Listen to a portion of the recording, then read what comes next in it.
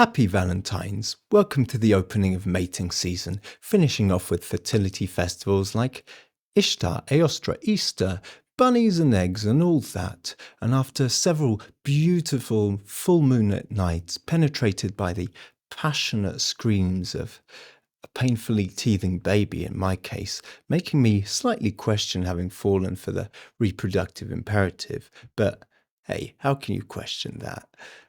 Seriously, this time of year, you got to be a little bit careful because the temperature is rising. Even though, as humans, we can be sexually accessible at any moment outside of the fertility cycles, there are still within us deep mammalian mechanisms that turn us on at certain times of year, and especially now in the jolly springtime. 'Tis the season for loving. And personally, as I've got a completely open sacral center there, you could call me a sexual empath. Not that that's necessarily a good thing, but I can really feel what's going on around me. And if I didn't know that it was just the season, then I would think that I'm going a little bit crazy inside. Like, people get turned into horny hamsters this time of year, and it affects all of us in different ways depending on your individual design. So, first thing I want to say is that not many people know that human design has very, very specific sexual profiling in terms of your sexual availability and your sexual drive. There are 9 ways to get turned on and 3 types of libido. And it can be really, really helpful to understand yourself and your partner, especially when you have different streams within you, which can lead to inner conflict and relationship issues, just like the love languages, but a lot more sophisticated, basically. And perhaps that's something we can explore in the next couple of videos. It certainly transformed my sex life and relationships in the 8 years I've known human design. But for this one, I thought we'd take a little walk around the wheel of the year, a bit like we did when we looked at the real new year, the solar cycle starting at the end of January, and see what happens as the sun passes through all of these gates of the emotional system and turns the heat up. So, shall we? The solar plexus system is where we find sexual drive and libido, and if you've got an open solar plexus, you can be sexually cool, and you look for other people, like Julie, that turn you on. And as you can see, there are 3 streams running out of it that this guy has all got.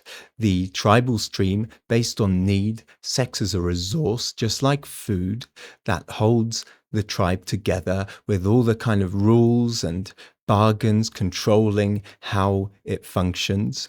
Basically, eating the same food, having sex with each other, and worshipping the same god. And then in the middle here, we have the individual circuit of passion and romance, not necessarily to do with something that can even be possible to consummate. You can have be in love with a pop star that you're never ever going to meet, the princess and the pauper. That's all there, all those love songs and poetry and literature.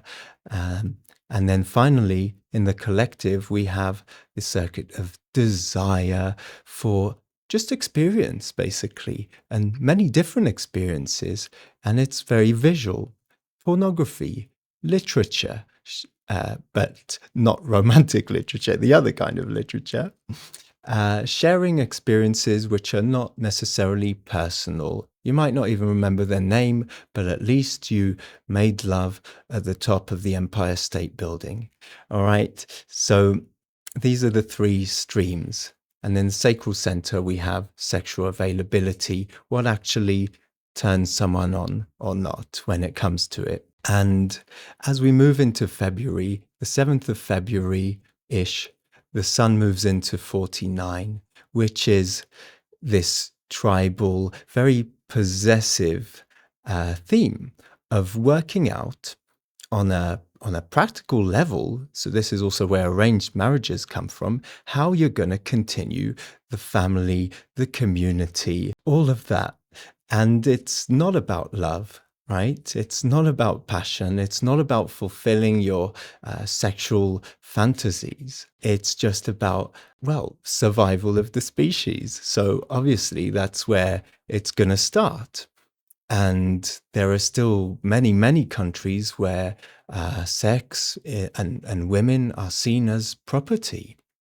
Okay, and even in countries where they're not, the offspring, our children, are still seen as property, which is, quite a challenge as a parent to recognize and decondition from that and realize that your kids, they're not your property, they're their own person, and that's the most empowering thing that we can bring them up knowing. But fundamentally, it's very controlling and protective. If you've got this gate, you might make a good dominatrix, by the way. And the opposition on the other side of the wheel to the 49, when we'll get into August, is the fourth gate, which is up here in the head. Logical solutions to relationship questions. So when we get into August, you get a lot of people going online trying to find a logical solution to their relationship issue. And I remember when I worked in India in an Ayurvedic center, I thought I was going there as a manual therapist, but actually most of the people were there to lose weight before an arranged marriage, before meeting their spouse for the first time. And there were all these ads in the newspaper, very rational, logical, saying this is family net worth, our racial heritage, they know how to play the piano, blah, blah, blah. Yeah, it's not about love. So that's not where St. Valentine's Day is, but that's where the mating season starts. And that's still the basis for mating in many countries. Valentine's Day this year falls in the 30th gate, the clinging fire. And boy, that is hot. That is pure desire. Has nothing to do with what's going to happen next in terms of marriage, has nothing to do with even getting to know the other person that much. It's about the fulfilling of a sexual fantasy, a desire for an experience that hopefully the other person wants to share too. So if you've got this stream in you, especially if it's the only emotional definition you've got, it's really important for you to have an exploration, a variety of sexual experience until you reach the point of satiety. And you've really got to take your time before jumping into each experience, which is what makes it healthy rather than very painful. And there's an honesty that's necessary with yourself and the other person about exactly what you want from it, because you might not ever see them again. You might just want to do it with a redhead in Rome wearing a red dress and red rollerblades just to see what that's like, and that's all. And if you're in a relationship with someone who's got this channel, you've really got to do your best to spice things up. Do it in a different room, in a different position. The thing that worked last time isn't going to work this time, and they'll get really pissed off if you try it again.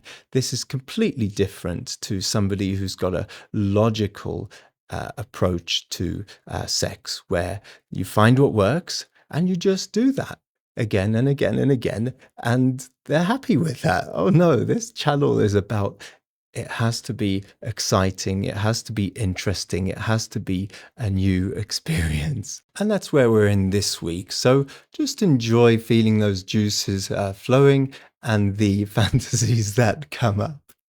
And then after that, the gods do love a good joke. I mean, coming from this 49, which is, thou shalt not covet thy neighbor's ass, and going straight into desire. And then we move into the 55, which is really not necessarily about sex at all, but it's about the love and the yearning for a person. It's very acoustic rather than the visual kind of pornography of the 30s. So it's about hearing their voice, poetry. My partner Julie's got this stream, so she always leaves me little poetic love notes in places, and that's a really important part of our relationship for me to realize. And it's very indecisive. If you've got the 55, the emotions change very quickly. And often it's the sort of sitting in a field with a daisy. They love me not, they love me, they love me not. I once started a relationship with a woman who had this channel, and she was dating me and another bloke, and it took her a couple of months to decide which one she actually wanted to be with. So there's also all kinds of food disorders and addictions in this stream, people who have this gate, because the emotions are so bipolar, basically, so changeable. That how do you deal with that? So if you've got that aspect in you, it's about learning how to feel and express those emotions without shutting them down, and accepting the up and down spikes to discover the deeply creative potential that's in the downers. And then as we move into the first week of March, we kind of finish this first part of mating season with the 37, which again you can see is in this tribal stream with the 49,